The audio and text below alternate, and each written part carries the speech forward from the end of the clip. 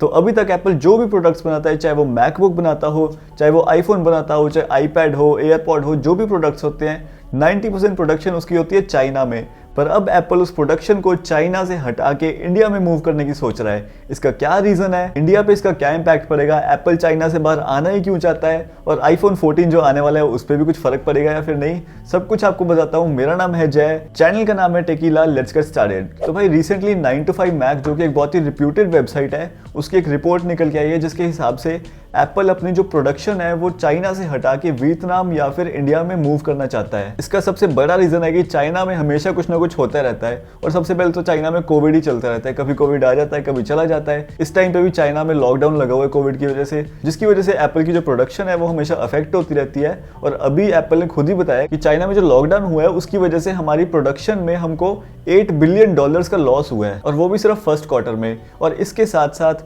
और भी बहुत सारे रीजंस हैं, जैसे कि जो चाइना में पहले लेबर बहुत सस्ती होती थी और अब इतनी सस्ती नहीं रही, उससे सस्ती लेबर उनको इंडिया या फिर वियतनाम में मिल जाती है, तो प्रोडक्शन कॉस्ट भी कम होती है। साथ में यूएसए और चाइना के रिलेशंस कितने खराब चलते हैं वो भी आपको पता ही है, जो कि एक काफी मेजर रीजन आ जाता है। इसके साथ साथ जो एप्पल के कॉम्पिटिटर्स हैं, चाहे वो OnePlus हो गया, चाहे Xiaomi हो गया, ये सब जो कंपनीज हैं ये भी चाइना की कंपनीज हैं, और वहीं पे एप्पल बनता है। तो इन सब चीजों को ना एप्पल हटाना चाहता है, वो वहां से बाहर निकलना चाहता है। अब अगर एप्पल इंडिया में अपनी प्रोडक्शन बूस्ट करता है तो हमें इसका बहुत बड़ा फायदा होगा, और एक भी नहीं बहुत सारे फायदे होंगे।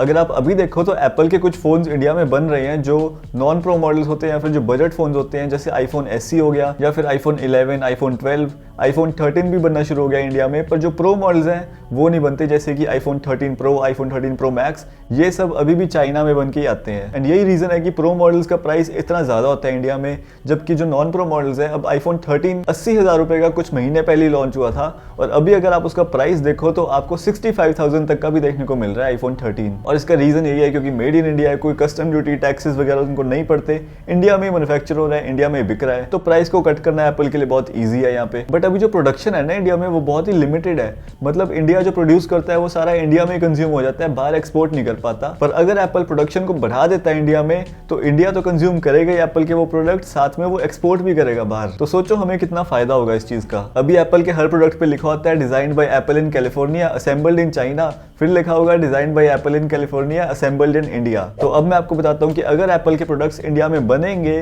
प्रोडक्शन बूस्ट होगी, तो हमें इसका क्या फायदा होगा। देखो सबसे पहले तो वही है कि प्राइसेस ऑब्वियसली रिड्यूस होंगे। अभी आपको अपने दुबई या फिर यूएस कनाडा वाले दोस्त को बोल के आईफोन मंगवाना पड़ता है, पर मेड इन इंडिया के बाद आपको इंडिया में कम प्राइस पे आईफोन्स मिल जाएंगे। और सिर्फ आईफोन्स ही नहीं, जो बाकी प्रोडक्ट्स हैं, चाहे वो मैकबुक्स हो गए, चाहे कोई भी प्रोडक्ट्स हैं, वो सारे आपको इंडिया में कम प्राइस पे मिल जाएंगे। तो इससे अच्छी और क्या बात हो सकती है। और इसके साथ साथ अगर एप्पल अपना प्रोडक्शन यूनिट बड़ा करता है इंडिया में, तो आप सोचो कि कितने सारे और वर्कर्स को एम्प्लॉयमेंट देगा एप्पल। मतलब एप्पल जैसी कंपनी अगर इंडिया में इतने सारे लोगों को हायर करेगी, पता नहीं कितने हंड्रेड्स या थाउजेंड्स ऑफ वर्कर्स को इंडिया में हायर करेगी एप्पल, तो आप सोच ही सकते हो कि इंडिया का इसमें कितना बड़ा फायदा होगा। एंड लास्टली एक और बहुत बड़ी चीज है जो कि किसी के नोटिस में नहीं आ रही, बट हमें उसका बहुत बड़ा फायदा हो सकता है। वो ये है कि अभी अगर आपको एप्पल का कोई भी प्रोडक्ट लेना है और उसको आपको कस्टमाइज कराना होता है, मान लो मैंने मैकबुक लेनी है और मेरे को इसके अंदर रैम बढ़वानी है, या मेरे को इसके अंदर CPU या फिर GPU की ज्यादा पावर चाहिए, तो पहली बात तो वो सिर्फ एप्पल की वेबसाइट पे पॉसिबल है। कोई भी ऑथराइज रिसेलर आपको ये चीज नहीं करके देगा। जो उनके पास मैकबुक्स पड़ी हुई है बस उसी को वो बेच सकते हैं। एंड अगर आप वो एप्पल की वेबसाइट से भी खरीदते हो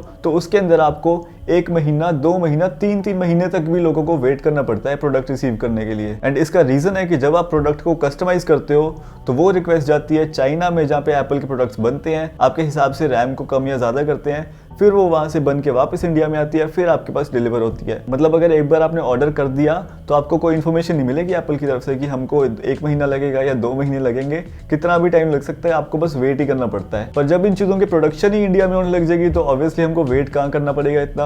आपने एक बार ऑर्डर दिया तो हो सकता है आपको हफ्ते 10 दिन के अंदर ही आपका मैक मिल जाए। बाकी अगर आप सोच रहे हो कि आईफोन 14 के प्राइस में भी कुछ फर्क पड़ेगा, तो अभी कोई फर्क नहीं पड़ेगा, क्योंकि इतनी जल्दी ये काम नहीं होते। हो सकता है इसमें 1 साल लगे, 2 साल लगे, कितना टाइम लगता है इंडिया में सारी प्रोडक्शन आने में वो हमको नहीं पता अभी। होपफुली आईफोन 15 के टाइम तक तो इंडिया में बनना स्टार्ट हो ही जाए सब कुछ, तो अच्छा रहेगा।